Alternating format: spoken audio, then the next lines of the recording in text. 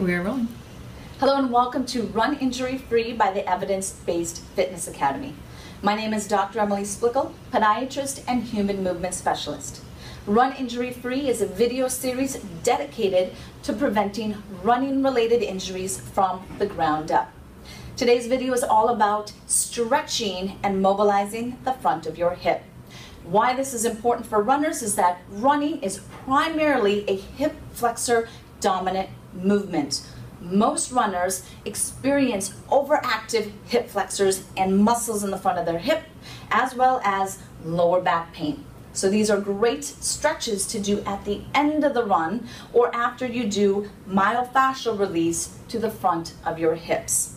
These three stretches are going to be, first stretch is going to be placed into a lunge position. Front leg is going to be a little bit forward, and then that back leg is behind.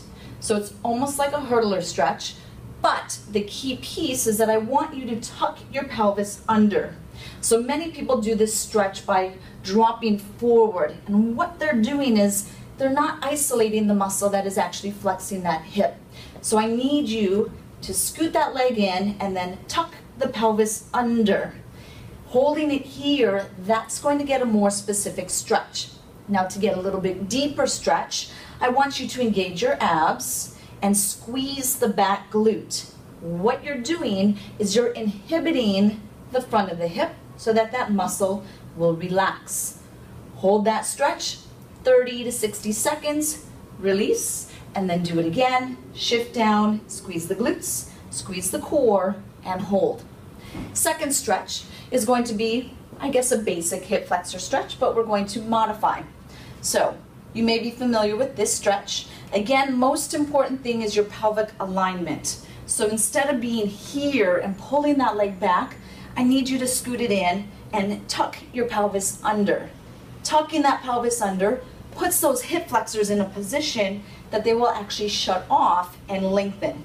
So again, we're here, squeeze the glutes, squeeze the core, hold 30 seconds, release, tuck that pelvis under, hold again. Third and final stretch is going to be similar to the first stretch. So we are in this position.